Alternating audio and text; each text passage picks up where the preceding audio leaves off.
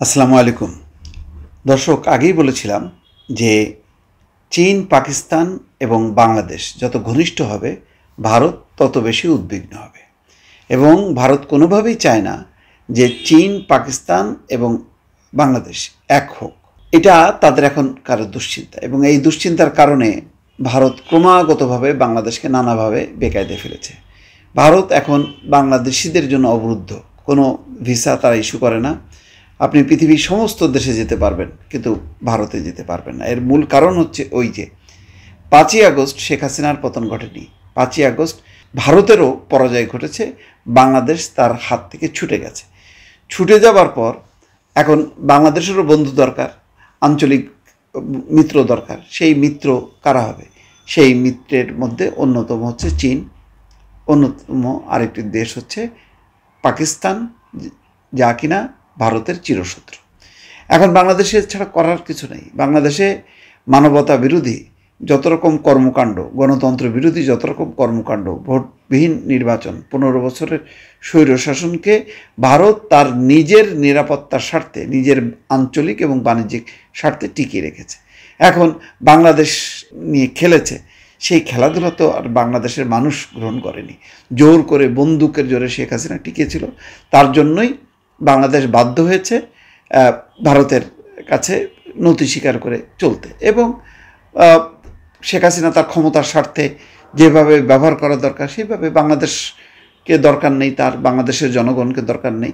তার দরকার হচ্ছে শুধু ক্ষমতায় থেকে তিনি ভোগবিলাস করবেন, তিনি প্রধানমন্ত্রী থাকবেন এবং হাজার হাজার কোটি টাকা তিনি লুটপাট করবেন, তিনি করবেন এবং তার সাগরেদরা করবেন। সেটাই চলেছে। এখন নতুন করে চিন্তা বেড়েছে, শেখ হাসিনা তো নেই।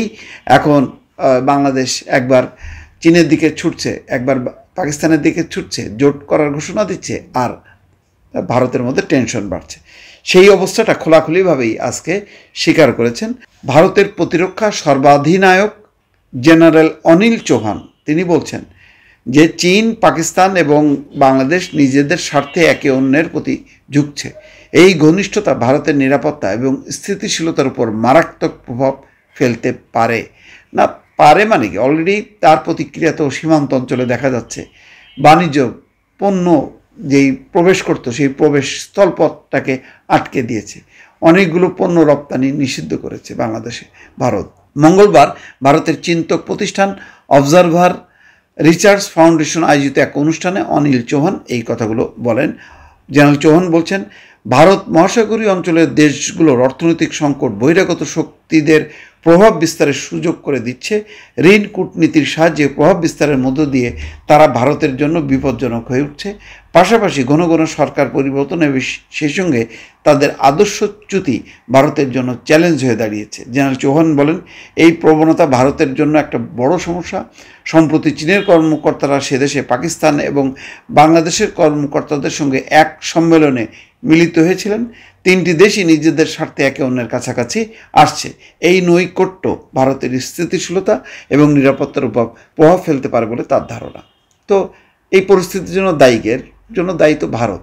ভারত কেন বাংলাদেশের সঙ্গে এই ধরনের একটা প্রভুসুলভ সম্পর্ক করলো? কেন সম্মানজনক হলো না? কেন বাংলাদেশের গণতন্ত্র, মানবাধিকার প্রতিষ্ঠার ব্যাপারে তার কোনো ভূমিকা ছিল না? সেটা যদি থাকতো তাহলে বাংলাদেশের জনগণ ভারতকে সাপোর্ট করতো। একইভাবে পাকিস্তানে সেই পেহেলগামের একটা সন্ত্রাসী ঘটনায় সাথে সাথে পাকিস্তানকে অভিযুক্ত করে তার বিরুদ্ধে যুদ্ধ চাপায় দেওয়া, সেই কাজগুলো করে করে তো ভারত নিজেই তো তার আঞ্চলিক সমস্ত প্রতিবেশীর থেকে বিচ্ছিন্ন হয়ে গেছে। এবং তার সঙ্গে নেপাল নাই, ভুটান নাই, শ্রীলঙ্কা নেই, বাংলাদেশ নেই, কেউই নাই।